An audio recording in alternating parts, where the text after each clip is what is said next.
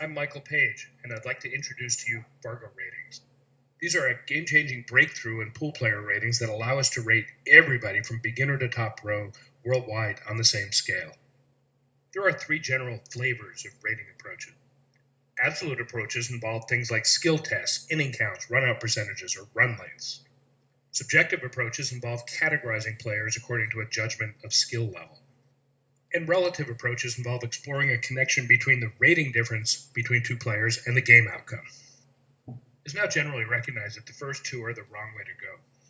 The absolute approaches are difficult to apply, they depend upon details of the equipment, and they're notoriously easy for players to manipulate. The subjective approaches generally have too few categories. They're subject to favoritism or the appearance of favoritism. There are committees, sometimes large committees, doing a lot of work, and it's generally impossible to ensure that an 8 or a B means the same thing across cities, states, and countries. Like ELO schemes for chess and other games, Fargo Ratings uses the relative approach. So if two players have the same rating, they're expected to win games at the same rate or with equal likelihood. If they have a 30-point rating difference, like shown here, they're expected to win games in about the ratio shown here, like 9 to 11, 45% to 55%. This is like one game on the wire going to 5. A 100-point rating difference leads to a 2-to-1 game-win ratio. And a 200-point rating difference leads to a 4-to-1 game-win ratio. This is a major undertaking and a significant juncture for the world of pool, and CSI, Q Sports International, is driving the train on this. We have other videos that address what the ratings mean, what the rating differences mean, and a host of other questions. Our goal here is to motivate the relative approach to rating pool players and to show you how pool players everywhere can be rated on the same scale. These circles represent two pool players. We get information about how they play relative to one another when they play a game or a match or a series of games. And here's another pair of pool players. We get information about how they play relative to one another when they play a series of games. When this third matchup happens, we not only get information about the new pair, but for the two players on the end who have not actually played one another, we get some information about how they play relative to one another. Now, this information is weak and this connection is indirect. But recognize that in a community, there are many, many such interactions, and collectively they are not weak, but rather are quite strong.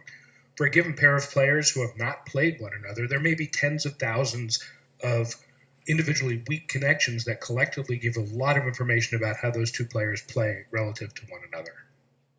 And here's another community. It could be another continent or another country or an adjacent county.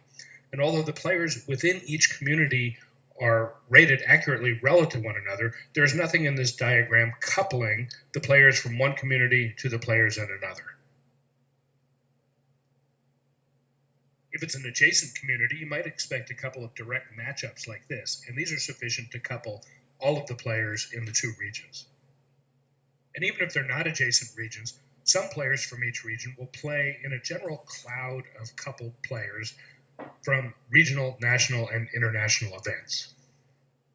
So the player here on the left in, say, Tulsa, Oklahoma, is thoroughly coupled to another player in, say, Providence, Rhode Island.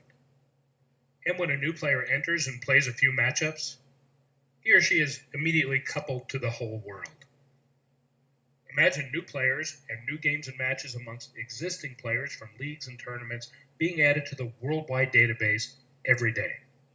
And imagine a massive cloud-based computation starting completely from scratch, considering all players and all matchups, that we call ab initio global optimization being performed every day. And though our database of about 1.3 million games is growing rapidly, it already includes players and games from all 50 states, from all 10 provinces of Canada, and from over 100 countries. So there's no longer a need for a ratings committee or subjective judgment about how pool players play. And there's no longer a need to track innings or safeties or missed shots. Expect to see this symbol frequently on promotional materials. And look for this graphic. It indicates that the players and matches from this particular event will be entered into the FargoRate system. So I can look up a player on a mobile app. Here's Shane Van Boning, and next to his name is his player ID number. And here's Shane's Fargo rating of 817. Next to that is a small number in parentheses that we call the robustness. This is the number of games that Shane's rating is based upon. If this number is small, the rating is not very firm. If this number is large, the rating is more accurate. I can also look up two players or enter two ratings and find fair matchups. Here, the player on the left going to 9 and the player on the right going to 7 is close to a fair or even matchup. I can also look at myself and look up Shane Van Boning and find the discouraging news that my chance of beating Shane in a race to 7 is less than 1%. I might want to look at a snapshot of the top 15 players in the world who have played at least 200 games in the system. Or I might be inclined for some reason to look up the top 15 players in the world with the first name of Dan or Danny. Turns out there's about 300 of them in the system, and amongst the top 15 there's players from US, from Canada, from Sweden, from Switzerland, and from Great Britain.